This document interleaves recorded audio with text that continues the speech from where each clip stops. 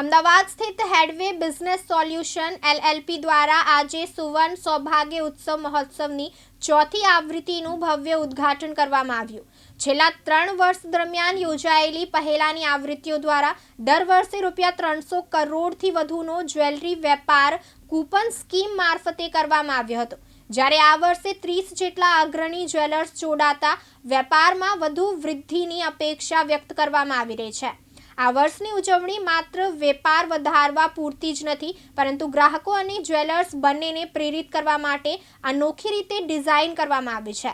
ઉત્સવ અંતર્ગત ગ્રાહકો માટે 10,000થી વધુ ઇનામોની વ્યવસ્થા કરવામાં આવી છે, જેમાં BMW કાર બમ્પર પ્રાઇઝ તરીકે રાખવામાં આવી છે, જ્યારે અન્ય 25 car, bike, fridge, TV, washing machine, oven, laptop જેવી અનેક કિંમતી ભેટો પણ ખરીદી સાથે આપવામાં આવશે.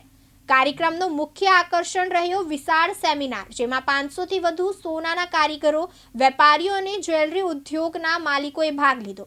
પ્રસિદ્ધ jewellery business mentor Shri Paresh રાજપરાએ the secret science of successful selling, અષ્ટસિદ્ધિ અને નવનિધિ વિષય પર ઉદ્યોગ સાથીઓને માર્ગદર્શન આપ્યું. 21 સપ્ટેમ્બર જે અમે આયોજન સુવર્ણ સૌભાગ્ય ઉત્સવની સાથે રહીને એક વિશાળ સમુદાયની અંદરમાં આ પરિવાર બને, આ મંદિરના માહોલની અંદરમાં જ્વેલરી ઇન્ડસ્ટ્રીઝનો વેપાર વધે, ગુજરાતનું જે આપણું વાણિજ્ય સંચાલન છે એની અંદરમાં વધારેમાં વધારે જે આપણો માર્કેટ શેર છે એ ઊંચો બને અને આ મંદિરના માહોલને વધતા ભાવની વચ્ચે પણ જ્વેલરોની અંદરમાં એક નવી તેજી અને નવો વેપાર આવી જાય ને એવા આ હેતુથી અમે આ સુવર્ણ સૌભાગ્ય ઉત્સવનું જે આયોજન કરેલ છે.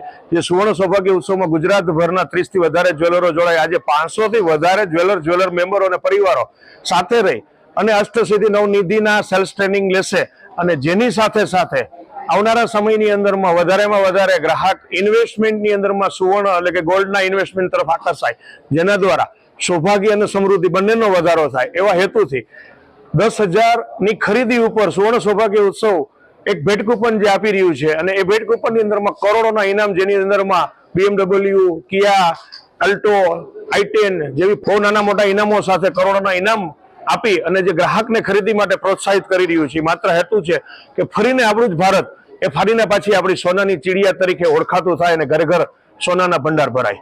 તો આ હેતુથી આ સુવર્ણ સૌભાગ્ય ઉત્સવનું અમે જે આયોજન કરેલું છે, જેની અંદરમાં અમે અમારા આ સુવર્ણ સૌભાગ્ય ઉત્સવ દ્વારા જ્વેલરોનો જે ઉત્સાહ વધારી રહ્યા છીએ અને એ ઉત્સાહથી આજે માર્કેટની અંદરમાં મંદિરના માહોલની કે આ જીઓપોલિટિકલ પરિસ્થિતિની કોઈ અસર નથી અને સામાન્ય પરિસ્થિતિને સામાન્ય બજારની માફક અત્યારે અમારા જ્વેલરો આ વેપાર કરી રહ્યા છે.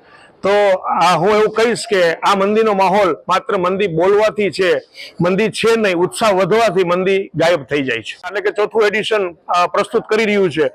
છેલ્લા 3 વર્ષની અંદરમાં પરંપરાગત રીતે 300 કરોડથી વધારે વેપાર સુધી આ સુવર્ણ સૌભાગ્ય ઉત્સવ પહોંચેલું છે અને આ વર્ષે બી અમે 300થી 500 કરોડનો વેપારની આ ગોલ સેટ કરી અને આગળ વધી રહ્યા છીએ કે જ્વેલરો દ્વારા આ વેપારને અચીવ કરવામાં આવે. 3 વર્ષની કારકિર્દી, ટ્રાન્સપરન્સી અને પરંપરા જે ગ્રાહકોની અંદરમાં વિશ્વાસ બની ગઈ છે, જેને લઈને આજે સુવર્ણ સૌભાગ્ય ઉત્સવને કોઈ માર્કેટિંગ, કોઈ એડવર્ટાઇઝમેન્ટ કે કોઈ જાહેરાતની મોથાજી નથી. બસ માત્ર નામથી જ ગ્રાહકો એમને પ્રેરિત કરે છે અને વિશ્વાસને અવિરત રાખે છે. માનવ મહેતા, દિવ્યાંગ ન્યૂઝ, અમદાવાદ.